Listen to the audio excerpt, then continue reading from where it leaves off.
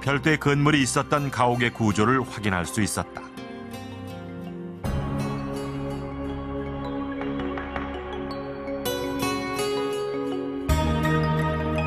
이곳은 비교적 상류층이 살았던 지역으로 추정된다.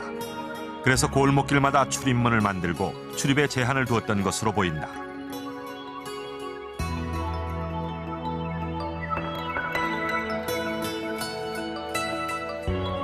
이곳에서는 도로의 상태를 잘 알아볼 수 있었다. 도로의 폭은 15.5m. 도로는 자갈과 점토를 섞어 층층이 다진 구조로 맨 위에 마사토를 깔아 도로 미연을 만들었다. 시기를 달리하며 보수를 했던 흔적도 남아 있었다. 타식 보수를 한 형태를 확인할 수 있었습니다. 그래서 이 도로의 축조 상태는 지금 현대의 아스팔트와 같은 아주 잘 다진 층을 우리가 확인할 수 있습니다. 지금 현재 차가 다녀도 별 무리가 없을 정도의 아주 단단하게 다져진 형태를. 노면은 일정한 간격으로 패여 있었다. 신라시대 마차 자국이었다. 여기 마차 자국은 여기 보시는 바와 같이 이렇게 홈 자국이 쭉 계속 연결되고 하고 있습니다. 그 폭은 지금 현재 약 한 90cm 정도로 지금 우리가 추정하고 있습니다. 지금 이게 마차가 한 군데만 지나다닌 것이 아니라 여러 군데를 지나다녔기 때문에 이쪽에도 홈이 있고 이쪽에도 홈이 있고 저 바깥쪽에도 홈이 있습니다. 그런데 마차 자국이 발견된 길 오른쪽은 인도였다. 당시의 도로도 인도와 차도가 좌우로 구분돼 있었던 것이다. 도로의 양 끝에는 배수로가 있었다. 우물마다 배수구가 딸려 있었고 각 집에서 배출한 하수는 소배수로를 통해 도로 옆 배수로로 모이게 돼 있었다.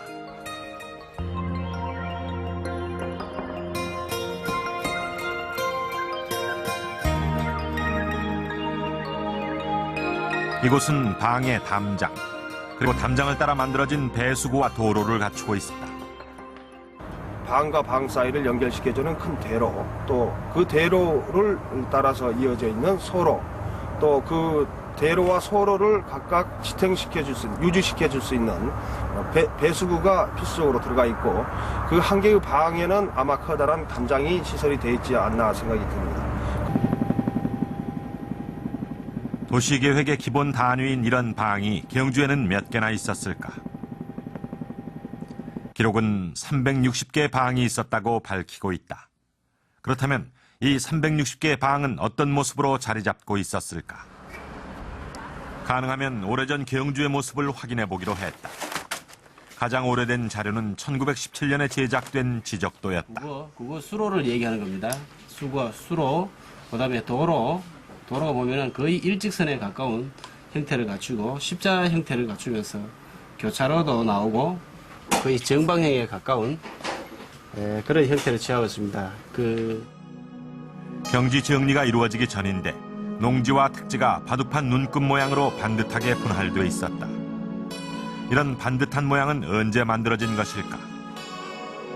조선시대 기록에도 경주는 바둑판 모양으로 정돈돼 있으며 그 모양은 신라시대에 만들어진 것이라고 나타나 있다.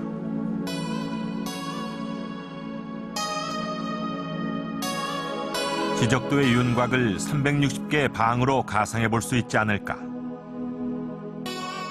이를 확인하기 위해 그 위에 지금까지 발굴된 신라시대 도로의 위치를 표시해 보았다. 도로 발굴 지점은 지적도에 나타난 윤곽과 거의 일치했다.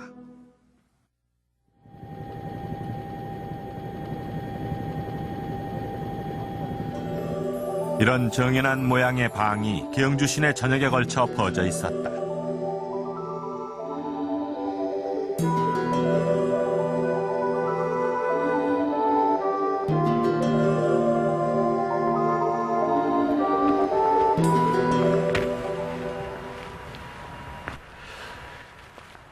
이 신라시대의 경주는 이렇게 정연하고 이 질서가 잡힌 도시였습니다. 또 우리나라의 도시계획의 역사도 이미 1400~1500년 전부터 시작이 됐던 것입니다. 그렇다면 이 도시에 사람은 과연 몇 명 정도나 살고 있었을까요?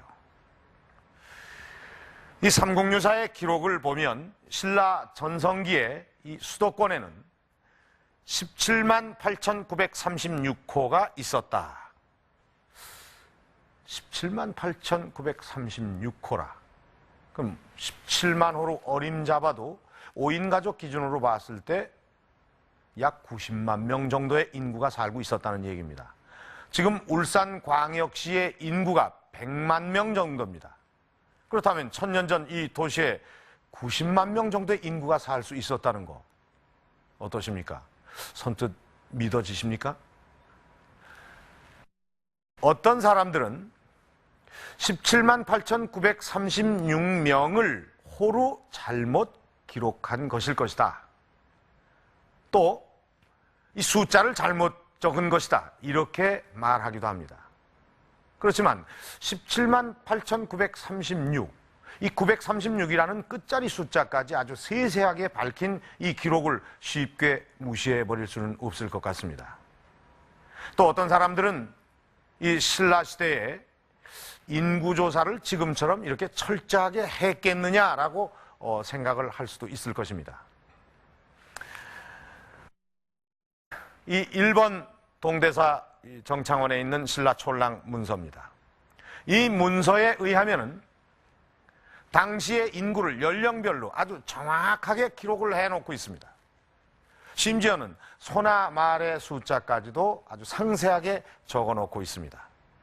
이걸로 봐서 당시의 인구조사를 대단히 면밀하게 실시했다는 것을 알 수가 있습니다. 그렇다면 1000년 전 이 도시에서는 17만 8,936호가 살 수 있었을까요? 현재 경주시에는 약 6만여 세대, 29만 명의 인구가 거주하고 있다. 그렇다면 1000년 전 경주의 인구 상황은 어땠을까? 결국 7세기 중엽에 한반도를 통일합니다. 그래서 대개 오늘날 한반도의 한 3분의 2의 땅을 이제 차지하는데, 이렇게 되니까는 요새도 그런 게 있지만은 고대에 있어서는 이 수도 집중 현상이 현대 사회보다도 더 심했던 것 같습니다. 그러니까 많은 사람들이 이제 이 도시로 왕경으로 몰려드는 것입니다. 그 당시에 집이 매우 밀집해 있었음을 말해주는 기록이 있다. 불이 났는데 민가 350채가 한꺼번에 탔다는 기록이 그것이다.